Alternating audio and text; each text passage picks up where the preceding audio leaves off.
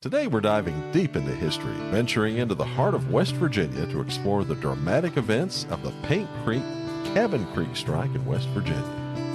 Hello folks, I'm Steve Gilly, along with Rod Mullins, and this is another one of the stories of Appalachia.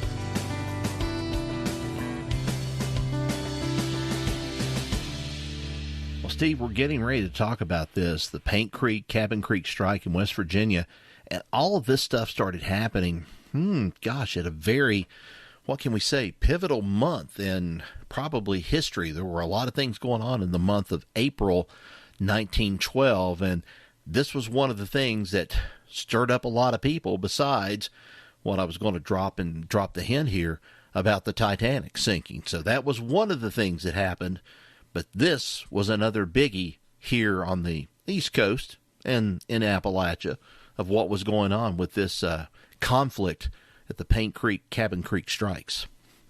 And you know, this part of the mine wars, which is what this is not as well known as some of the later episodes. And I'm thinking, since you've mentioned what you mentioned, you're talking about the Titanic sinking that month. I'm betting that the news from the Titanic so overwhelmed this news that it kind of pushed it off the papers, and that's one of the reasons why it's not quite as well known as those later incidents like Mate 1 and all the other things that happened in the mine wars. It sounds like a pretty good solution idea to the whole thing. That's kind of what I would go with. And folks, that April 1912 date, that was the beginning of a confrontation between striking coal miners and coal operators in Kanawha County, West Virginia. A conflict that would last for over a year along the normally tranquil streams of Paint Creek and Cabin Creek. This would set the stage for what's come to be called the West Virginia Mine Wars. But this isn't just a tale of strife. It's a saga of resilience, sacrifice, and the unwavering fight for a better future. Over the span of that year, from April 1912 to July 1913, the strike exacted a toll, claiming the lives of nearly 50 individuals, both through violent clashes and the brutal grip of starvation and malnutrition. These sacrifices serve as a somber reminder of the high cost of standing up for what's right. Paint Creek and Cabin Creek boasted a total of 96 coal mines. That's a lot, employing approximately 7,500 diligent miners. However, a stark inequality persisted.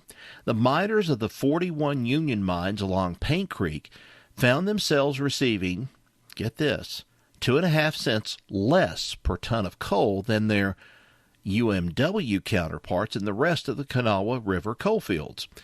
And the men working the 55 non-union mines on Cabin Creek fared even worse. This injustice laid the foundation for a movement that would demand fairness and equality. The miners' demands were straightforward but profound: recognition of their union, restoring of their right to free speech and assembly, an end to blacklisting, an overhaul of the exploitive company store system, and an equitable weighing of coal.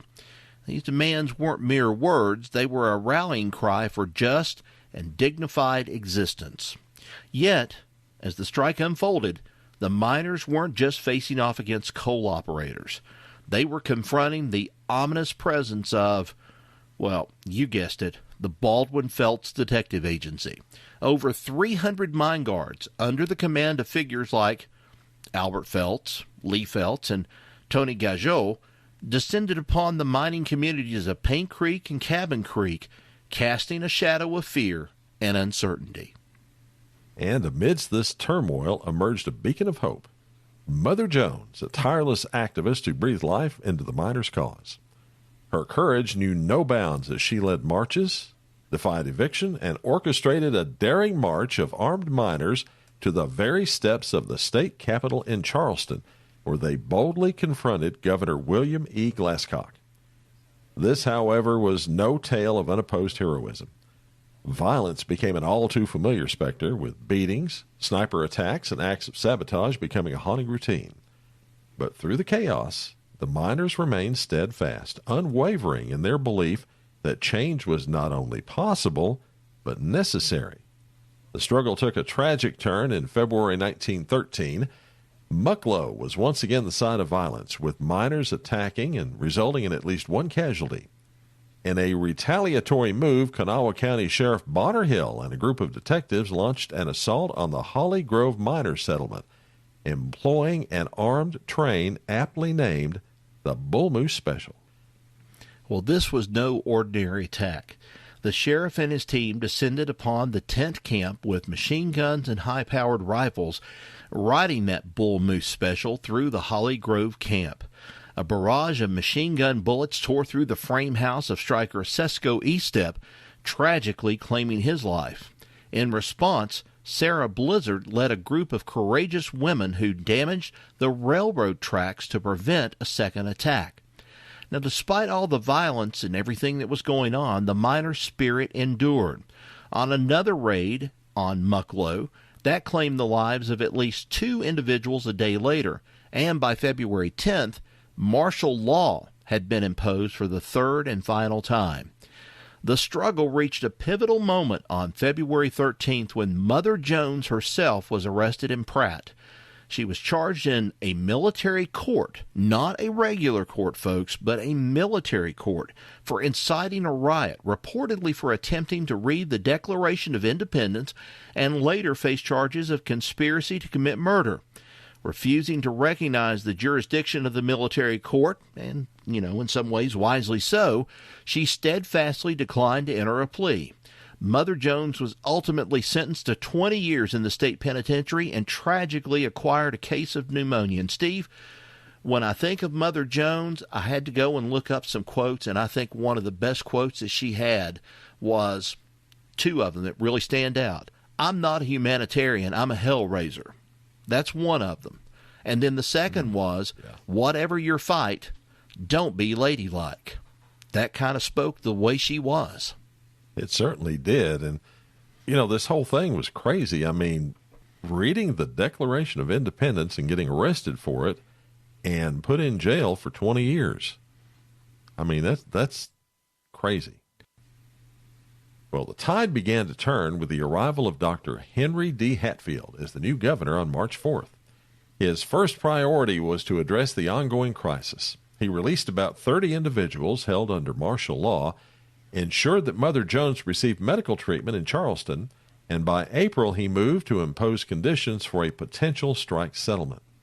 Strikers were presented with a choice: accept the somewhat favorable terms put forth by Governor Hatfield, or risk deportation from the state. The Paint Creek miners eventually chose to accept and signed the Hatfield contract on May 1st.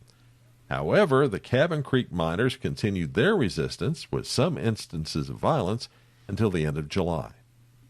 That is when the action shifted to Washington, D.C., where the Senate's Kern resolution of May 26, 1913, led to the U.S. Senate's Committee on Education and Labor opening an investigation into conditions in the West Virginia coal mines. One theme of the Senate hearings was an attempt to identify the number of deaths related to the strike and responsibility for them. One source estimates perhaps 50 violent deaths without estimating the effect of the conditions in the tent camp. During all of this also came, get ready for it, attacks on the media. In July 1913, a cartoonist named Art Young published a cartoon that appeared in a pro-union newspaper called The Masses that attacked the president of the Associated Press, Frank B. Noyes, as publishing what some today would call fake news. Okay? Noyes was depicted as poisoning a well-labeled The News with lies, slander, and prejudice. Along with the cartoon was an editorial claiming that the Associated Press had not only suppressed the facts of the strike, but that the local AP representative, Cal Young, was also a member of the military tribunal passing judgment on the strikers. Well, this reporting resulted in the Associated Press suing the cartoonist and the editorialist for, you guessed it, criminal libel. Both suits were, though, eventually dropped by the Associated Press. This was an amazing part of the mine wars. I mean, think about this. You got this woman activist. She goes to Charleston on a protest, gets arrested, charged with, conspiracy to commit murder, reading the Declaration of Independence, which apparently was a seditious act, and got tossed in jail for 20 years, although she did get out. Then you've got the governor who got her out of that, pressuring the miners to take on this contract with threats of saying, if you don't sign it, we're going to kick you out of West Virginia and you can't come back. Wow. And then finally, these attacks right here with a reporter. Well, I guess he's a reporter. I guess he's the local AP representative, this Cal Young, certainly not neutral in this if he's a member of the military tribunal. I mean, this crazy stuff. Yeah, very crazy stuff. And this went on. It's like, gosh, even to that point, they jailed Mother Jones for this. They jailed her for this and put her in there. And then, I think they kind of let her, probably more than anything else, suffer a little bit in jail because of the fact that they didn't care she was a woman. They didn't care about anything else. They just didn't like the fact that she was standing up for the American, or in this case, West Virginia workers who were getting the shaft out of this whole thing. So, I mean, it's just unreal. She always wanted a fair, playing field, I guess, for everything. Hence her quote that she used at one time, "I would fight God Almighty himself if he didn't play square with me." And that, folks, is the story of the strikes at Paint Creek and Cabin Creek in Kanawha County, West Virginia. Another one of the stories of Appalachia. Thanks for listening. Well, if you haven't done so already, be sure to subscribe to the Stories podcast wherever you listen so you don't miss any of our stories of Appalachia. We're also on TikTok at Stories of Appalachia and on Instagram at Story Appalachia, where we bring you short video stories about the history and the folklore of this place we call home. Check us out. Till next we meet, y'all take care. So long, everybody.